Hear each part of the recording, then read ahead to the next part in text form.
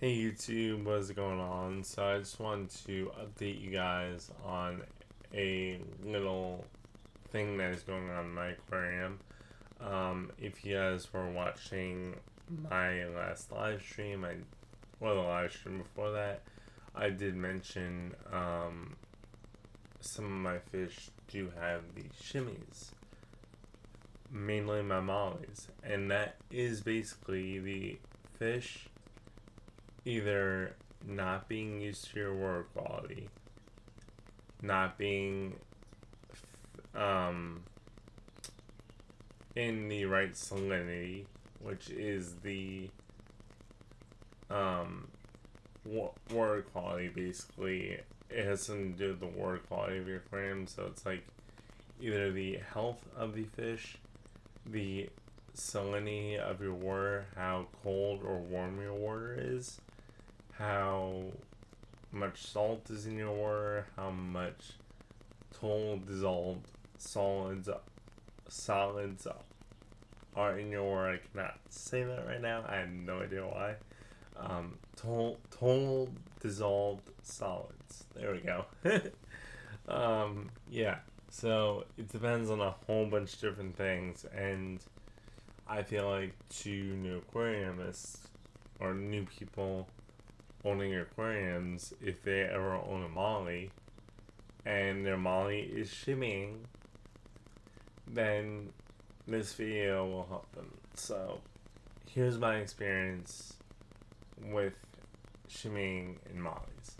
So, and what I've learned through dealing with this disease and how quick it can kill fish. So, a lot of the time, mollies can get shimmies, and that is basically when something is wrong in the aquarium, or per se stress, and any other typical disease that you would find, per se ick and or fungus I've seen it on. And what basically happens is you'll see the fish moving in a snake-like maneuver, and staying in one spot. So it'll be like shaking, like vibrating, and that is from the fish being introduced to parasites, fungus, water quality that is not correct for the fish. And if not treated very soon, your fish will die. I've had a molly with shimmies, I've had a platinum molly with shimmies, and I had a green sailfin molly, or a sailfin molly female per se.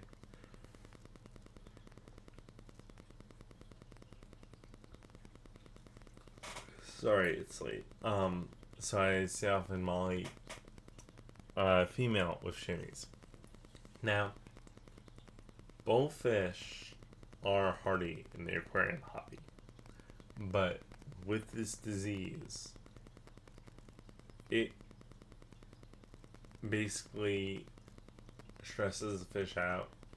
The fish is not used to the water quality, so basically, shimmies is the fish reacting to its environment. Basically, if the environment is incorrect or if the fish is not correct, like if there's something wrong with the fish, you will know by the fish shimmying or shaking. And what I've seen and what I've learned is that this disease is treatable more in fish that are more wild. So, per se, if you have a balloon molly that gets the shimmies, it's going to be harder to treat. If you have a platinum molly, it's going to be harder to treat. you need a wild molly. This is the only fish I had success with, by the way, with the shimmies.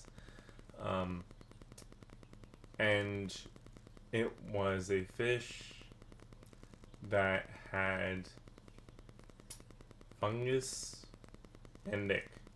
So basically, the system they came in with fungus and ick. Or some fish came in with fungus, some fish came in with ick.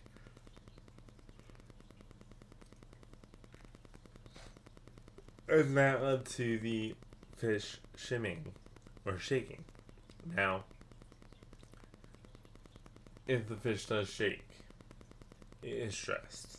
It is not in the right state in terms of its health, which leads to the fish getting ick, fungus, and internal parasites.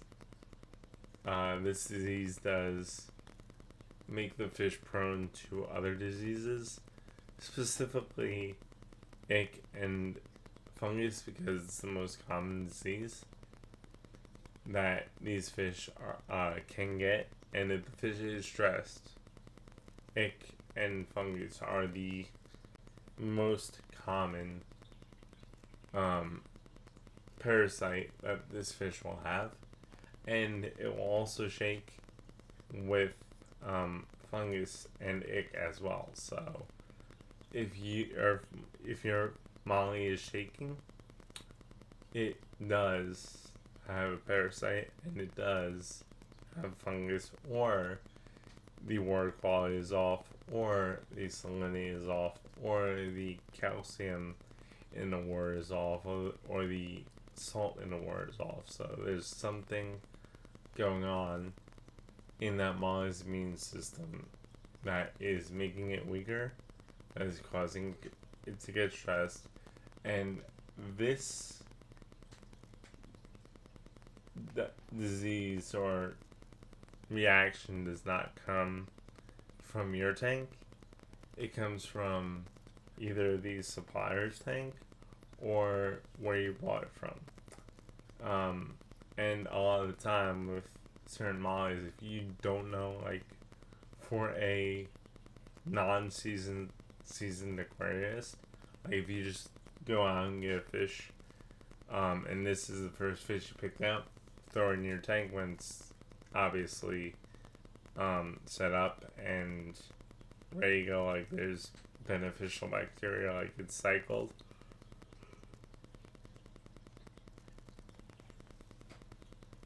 You're not going to realize the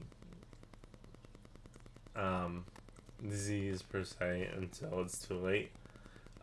This disease can kill a fish within 24 hours depending on the fish's immune system.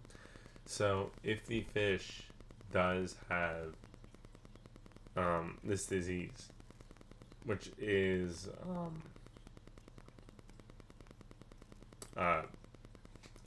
the shimmies, it is prone to ick, is prone to fungus, and it most likely 99% has a weak immune system. So what you want to do with that, what I've done was I started out with fungus treatment, because where I got the fish from originally, I saw that I had fungus. So one of the fish in the tank died from fungus, which is a secondary illness to ick. So I'm like, okay, I know something's going on with this fish. B, I've had this happen before.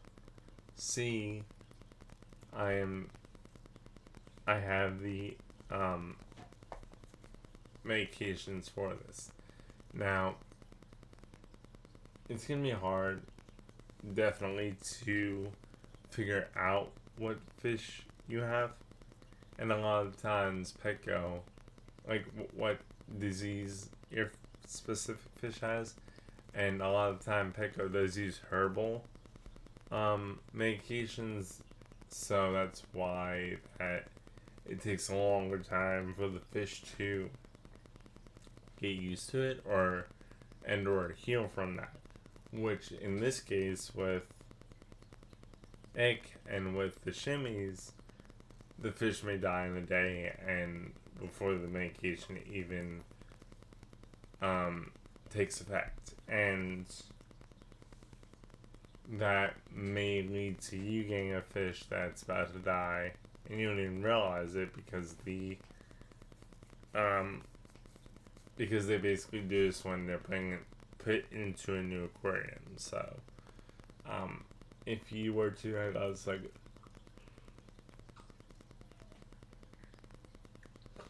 if you were to use a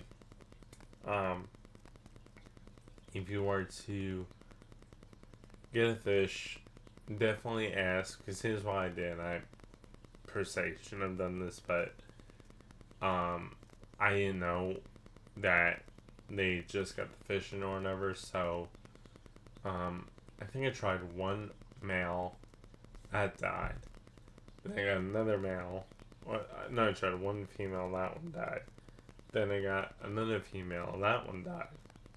Then I got another female after that, that one lived. So I got two females, one of them survived, one of them died. That female was the wild one that is still surviving and is getting better. She's still eating, thank God. And she doesn't have anything wrong with her as of now. I'm still treating for ick. And the reason why I'm doing that is because, so here's what I did. So if you get fish with the shimmies, or if you have a fish that has the shimmies, bring your water quality in before you. So if you see a fish that may or may not have ick or may or may not have a parasite and you want to test out, here's what I would do, because here's why I made a mistake of not doing this. So go to the pet store, see what fish you want. If the fish has shimmies, go home, get a water sample, make sure your water is okay before you get the water from the pet store, because the pet store obviously has parasite in it. So that may or may not be the pet store's fault, but you want to make sure your water is okay so you don't run into a worse issue with this disease, because it can kill so quickly. So you would want to I would recommend getting a water sample from the pet store, or going home, getting a water sample from the pet store, bringing it back, having them test it just to see what your parameters are. Then ask the pet store what they keep their pH at. Then ask them when they got the fish in. Then ask them, are they eating or anything like that? They're probably going to say yes, but you want to know generally if this fish is going to eat. Because if they're not eating, then that may be an issue, but give or take, depending on how the pet store is responding to you, feeding would be the last thing you want to ask them. And what disease treatment are they using for the fish? Now, they might not sell the fish right away, but the mollies, if the mollies are coming in sick, my pet store does sell them. So they may still be for sale, but they may not be as well. But they are treating them with, medications. So per se,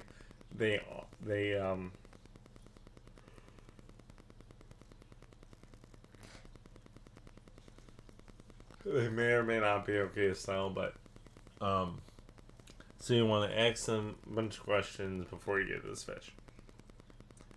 Then you want to treat with fungus first. Then once the fungus is gone, if it gets worse, so you're gonna have this fish shimming, and you want to know. Okay, so if there's no fungus, I would go to Super Ick Cure, and then if there is fungus, go from fungus to Super Ick Cure, because Super Ick Cure kills the ick, and the fungus treatment kills the fungus. So if you have microbe lift or anything like that, you would want to use a fungus treatment with Super Cure, but do the fungus treatment if the fish has fungus. If you don't see fungus, I would just do it anyway. It's a nice rule to rule out that before you rule out ick, because fungus is a secondary disease where ick is most likely the culprit. So you want to clear up anything that looks like fungus, and then there should be white dots on your fish if it is ick, or if it has both, which I don't think it should have, because obviously I've just seen ick and or fungus on fish. So ick is no fungus is a secondary disease to ick. So if a fish has ick and then it gets fungus, you would probably most likely best bet treat for. You could flip flop it too. So if your fish has ick, treat with ick. If it has fungus, treat with fungus. Then do the opposite. So do 1 week of fungus and do 1 week of ick. That's what I'm doing now. I got the fish, I believe, Friday. So I'm going to treat with Super Cure till then. Although I can see, I would definitely check when you got your fish, and if you got it, like on a Friday, treat ick, treat fungus, treat whatever disease you see first, or whatever disease is in the aquarium. Treat that first, then treat ick. Just make sure. You want to make sure that this disease, that this fish has the best chance of survival. Because if you don't, and you treat the wrong disease, then that fish will end up dying and getting the shimmies and dying. And if you treat too late, so if there's already the parasite is on the fish and it's feeding, Super Cure will not kill that, and then you miss your chance. So basically, the fish is stressed and it dies. So in short terms, you would want to check your water quality, ask them what they're eating, ask them what they're feeding the fish, then ask them what temperature their tank is at, what medication they're using. Then when you get the fish home, acclimate it depending on how long and what regular acclimation, unless the fish shows signs of stress, which it may or may not, depending on how it feels and the acclimation time, etc. So definitely acclimate it, see how it's acting. I would do a full acclimation, even though it's thick if it's not doing anything. Or if you feel like you need to throw it in, but that's going to probably kill it even more. So you want to do like an hour to a half hour acclimation, and you want to use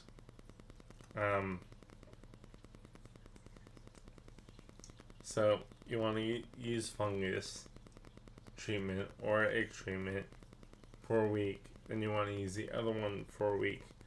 Um, and if it's not working, you want to um, keep. And even if it's not showing, like I have a Molly now, it's not showing any signs of. Where is he?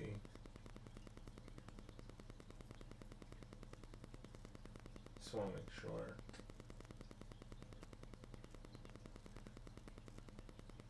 I have Molly right now. It's not showing any signs of the shimmies, fungus, and or ick. And she is doing really well.